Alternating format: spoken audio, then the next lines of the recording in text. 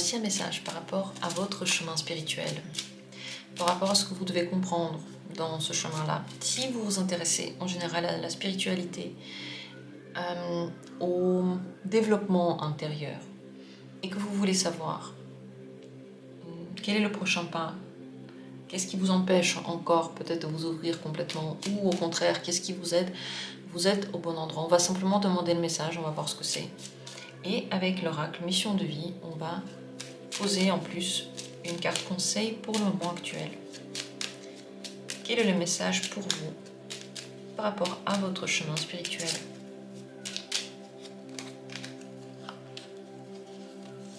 Premier tirage. Deuxième tirage. Troisième tirage. Et quatrième tirage. On va faire ce tirage avec le Keeper. Et pendant que vous choisissez, vous pouvez déjà choisir 1, 2, 3, 4. Je vais tirer en plus la carte conseil. Le conseil actuel pour votre chemin spirituel pour le premier tirage.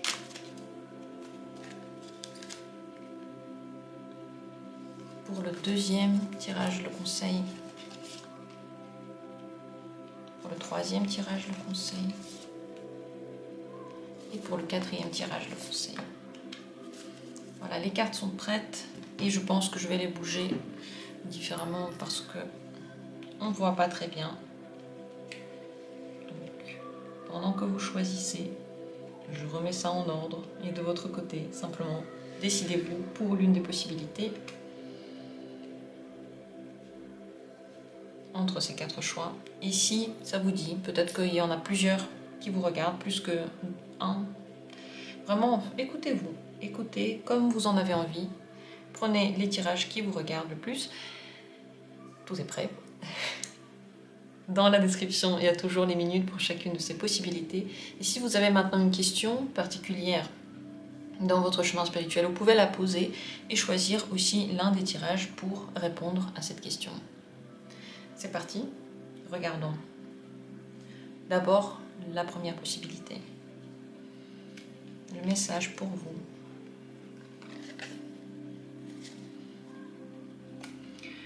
Recevoir un cadeau et jeune femme riche. La richesse que l'on a se mesure dans beaucoup de domaines. Et elle ne nous appartient pas. C'est simplement des cadeaux que l'on a reçus. Et si on apprend à recevoir, la vie va nous donner beaucoup plus. Et aussi en argent, et aussi en amour, et aussi en rencontre, en connaissance, en apprentissage, en carrière. Mais pour ça, il faut recevoir et savoir recevoir les cadeaux. Celui qui reçoit avec plaisir, on lui donne avec plaisir. Parce que ça fait beaucoup de bien d'offrir à quelqu'un. Et ça fait encore plus de bien d'offrir à quelqu'un qui est content qu'on lui offre, qui est reconnaissant, qui accepte avec plaisir. Et lorsqu'on offre à quelqu'un qui dit « Ah non, non, non, c'était pas la peine », on sent comme un arrière-goût désagréable. Quand on a envie d'aider quelqu'un avec bon cœur, parce on voit que la personne a besoin de quelque chose, et elle dit « Non, non, non, non, non, je fais tout toute seule. Pas besoin de te bouger, ne te dérange pas pour moi. » C'est là qu'on met un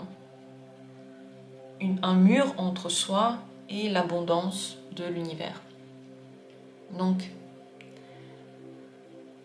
apprenez à recevoir et vous allez recevoir de partout. Et c'est là que vous allez voir que tout ce qui est en lien avec la richesse intérieure, la richesse amicale, mais aussi financière, elle circule. Elle est faite pour circuler, elle n'est pas faite pour garder. Et de votre côté aussi, offrez. Offrez les objets dont vous n'avez plus besoin. Débarrassez-vous de ces objets-là. Quelqu'un en a certainement besoin. Offrez votre aide quand vous en avez vraiment envie. Donnez aux gens de votre temps, de vos compétences, sans les compter, quand vous en avez envie. Parce que si vous n'avez pas envie de donner, vous le faites. Vous êtes en train de vous crisper et ça ne change rien à votre vie, rien de bien. Mais au contraire, si vous le faites quand vous en avez envie et qu'il y a quelqu'un qui a envie de prendre, alors ça vous revient en double. Mais pour cela, il faut savoir accepter ce retour en double et il faut savoir donner. Le conseil maintenant pour vous, les veilleurs éclairés. Regardez votre vie avec les yeux conscients. Les choses qui se passent dans notre vie concrète, c'est le reflet direct de ce qui se passe dans notre vie spirituelle. Et quand dans le monde spirituel quelque chose ne va pas, dans la vie concrète aussi quelque chose peut ne pas aller. Mais la vie spirituelle n'existe pas sans la vie concrète. Elle a besoin de se déverser quelque part. Elle a besoin d'être pratiquée quelque part. Et elle est pratiquée dans le monde concret, dans le monde réel. Conscientisez ce qui se passe autour de vous. Et vous allez voir que c'est beaucoup plus que simplement des événements qui n'ont rien à voir avec votre spiritualité. Si vous dites souvent non au cadeau ou souvent non à l'aide, vous voyez que vous avez de moins en moins de choses qui se passent dans votre vie, de moins en moins d'aides qui arrivent. Si au contraire vous dites oui et vous donnez aussi beaucoup, mais surtout vous acceptez, vous accueillez tout ce qui vient et vous dites merci juste, ça vient beaucoup plus. Et vous, en observant tout ça, en prenant conscience de tout ça, on augmente encore plus l'effet de ce mécanisme-là. Soyez éclairés, regardez ça en face, acceptez cette conscience aussi dans le monde concret. Voilà pour le premier tirage. Passons au deuxième. Ce que vous devez savoir par rapport à votre vie spirituelle.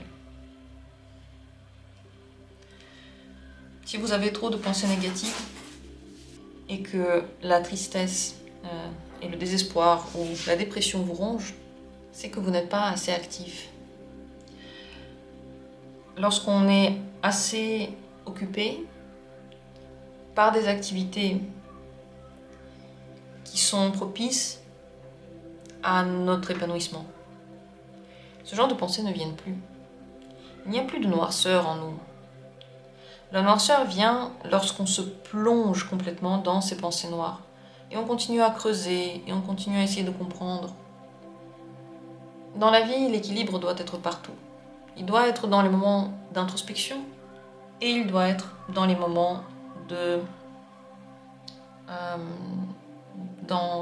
les moments de travail. Il doit être dans le repos et les activités, dans le fait d'être assis et le fait d'être debout. Si vous ne faites que essayer de comprendre pourquoi vous allez mal, ou que vous essayez de creuser, encore une fois, dans vos blessures, dans votre intérieur, et vous ne faites que ça, vous pouvez avoir l'impression de vous perdre dans ces tréfonds et vous sentir mal.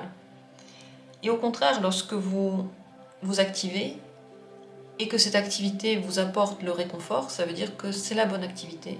Ça veut dire que vous avez réussi à rééquilibrer ces deux côtés de la vie. Et ça veut dire que vous faites quelque chose de utile pour l'univers. Parce que quand il vous donne une tâche à faire, n'importe quelle tâche, parfois c'est parler avec un enfant, parfois c'est faire un tirage, parfois c'est construire une maison, parfois c'est vendre une robe, quelle que soit la tâche qu'il vous a donnée à faire.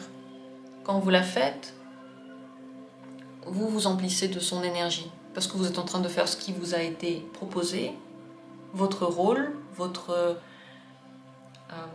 petit grain de sel, vous le mettez dans notre grande plage, qui va créer la belle plage dans laquelle on se trouve.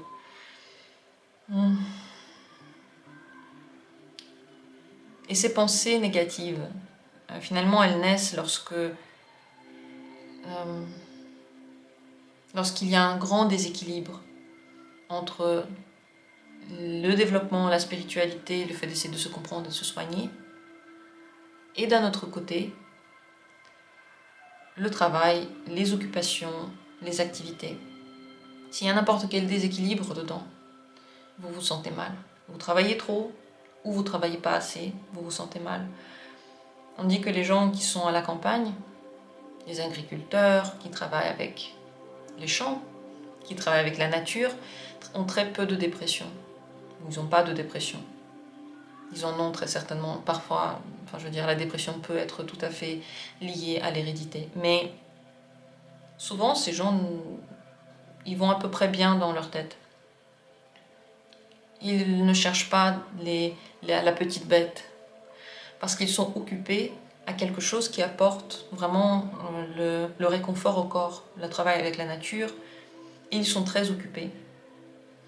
On ne va pas généraliser, donc ne me dites pas oui, mais il y a des cas, oui, il y a des cas, et on ne généralise pas. Mais ce que je veux dire par là, c'est que ces activités nous permettent de penser à autre chose en général. Quand je vais mal et que je fais un tirage, je pense à autre chose et je me rends compte que je ne vais pas si mal que ça. Parce que c'est une activité qui est agréable et dans laquelle je peux me perdre en fait, perdre ces pensées-là. Le conseil maintenant pour vous, c'est donc de bouger. Déplacement. Voyager, bouger, changer d'activité si vous trouvez que celle que vous faites maintenant, au contraire, vous met dans le mal-être. S'il y a une activité qui vous met dans le mal-être, et quand vous ne la faites pas, par exemple, vous êtes en vacances, vous ne faites pas cette activité-là, vous n'êtes pas dans le mal-être. Et dès que vous commencez à le faire, vous êtes dans le mal-être. Si vous êtes dans cette situation-là, alors arrêtez de la faire. Changez d'activité rapidement. Si au contraire, vous vous sentez mal, quelle que soit l'activité que vous faites en vacances et au travail, par exemple, ça veut dire que ça ne vient pas de l'activité elle-même. Et si ça ne vient pas de l'activité, ça veut dire que la changer ne changera rien. Alors il faut faire autre chose. Mais cette carte, en tout cas, maintenant vous conseille de bouger, de trouver d'autres activités, d'autres points de vue, points d'intérêt. Surtout si vous trouvez que dans votre cœur, il y a quelque chose qui vous tracasse, qui est noir. Essayez d'aller ailleurs, voir d'autres personnes. Concentrez-vous sur ce que vous voyez. Ouvrez votre horizon et occupez votre esprit. Un esprit qui s'ennuie, c'est un esprit qui commence à se trouver des problèmes et qui commence à chercher des solutions là où il n'y a pas de problème. Parce qu'il n'est pas occupé, il a besoin de faire quelque chose. Donc dans la vie spirituelle, trouver un équilibre entre tous ces domaines-là, c'est primordial, c'est la base. Si vous ne trouvez pas l'équilibre, que vous faites qu'une seule chose, que la spiritualité, ou que le travail, ou que les amis, ou que les amours, dans tous les cas, vous avez un déséquilibre que vous allez ressentir à un moment donné comme triste, désagréable, et vous peut-être que vous ne saurez pas pourquoi, alors que finalement, c'est de la spiritualité, pourquoi vous devriez vous sentir mal? Parce qu'il faut un équilibre. Et d'ailleurs, les moines, les gens qui pratiquent des activités spirituelles, ils travaillent tous pour quelque chose. Ils prient, ils font leur pratique spirituelle, et en plus de ça, ils font soit du bénévolat, soit vraiment du travail, donc ils s'occupent. Et ça, c'est très important. Voilà. Donc en quelques mots, ce que j'avais à dire par rapport à ce tirage. D'ailleurs, vous avez très certainement remarqué, ça a bougé un peu dans tous les sens.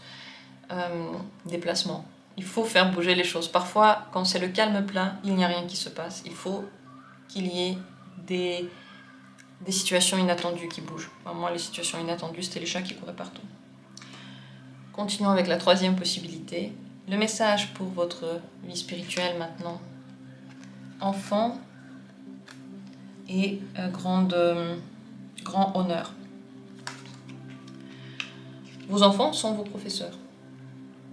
Les enfants en général sont vos professeurs. Ce qu'ils disent, c'est une grande sagesse, c'est un grand message.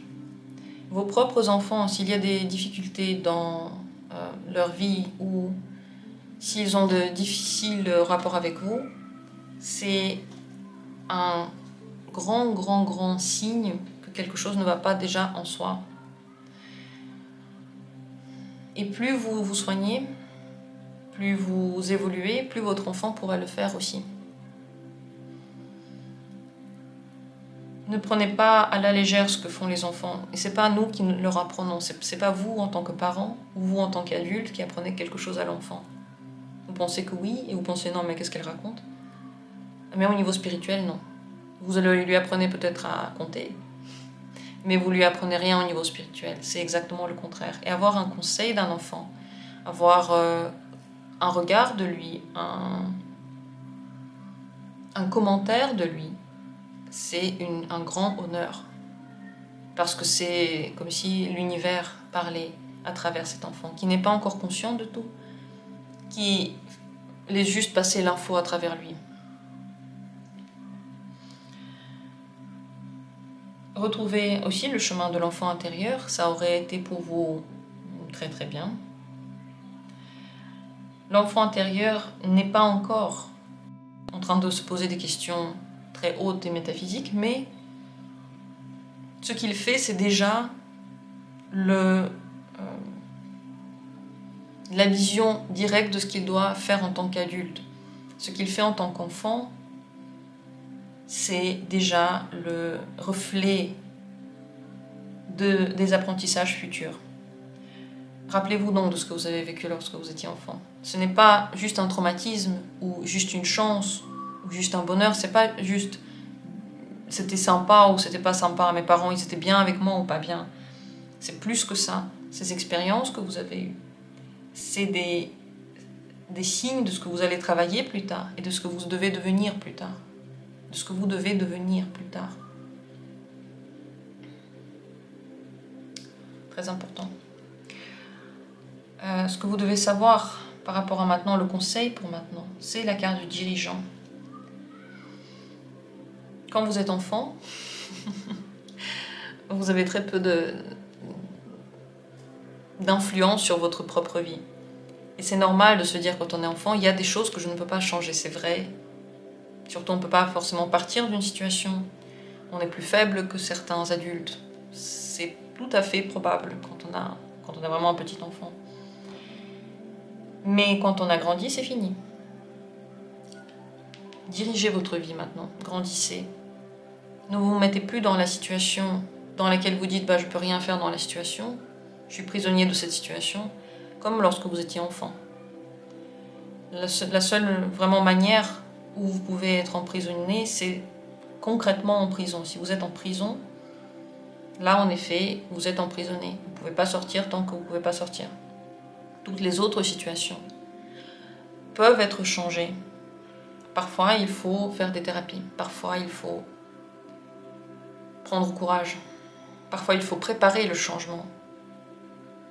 Mais on n'est plus en prison. Donc, diriger sa vie, c'est sortir de cette situation de l'enfant et retrouver la grâce d'agir selon sa volonté. Et c'est très précieux. Quelques messages pour vous dans ce tirage-là. Plusieurs choses par rapport à votre vie spirituelle. J'espère que ça a été intéressant. Laissez-moi vos commentaires et dites tout ce que vous pensez. Et on continue avec la dernière possibilité. Ici, qu'en est-il? Quel est pour vous le message spirituel? Maison et inquiétude et soucis. Il y a plusieurs choses à dire. La première, c'est que rester tout le temps à la maison enfermé ne vous fait pas de bien. Si vous voulez voir des solutions à vos problèmes, il ne suffit pas de les chercher juste en étant assis et en essayant de méditer. C'est bien de méditer et d'être assis et puis de sortir et de voir autre chose. C'est possible aussi qu'en ce moment dans votre maison, ce ne soit pas vraiment la meilleure ambiance. Si c'est le cas, s'il y a beaucoup de soucis avec la personne avec qui vous vivez, dans la maison dans laquelle vous êtes, si vous sentez que c'est plus trop la bonne énergie, c'est possible qu'il faudrait mieux changer. Et c'est vrai qu'un déménagement, c'est beaucoup d'énergie, c'est beaucoup de changements, mais parfois un déménagement peut changer toute notre énergie, le numéro auquel on habite, l'endroit auquel on habite, est-ce que ça nous plaît ou pas? Parce que si ça ne plaît pas, il y a un grand souci, il faut changer. Et les problèmes peuvent venir de là.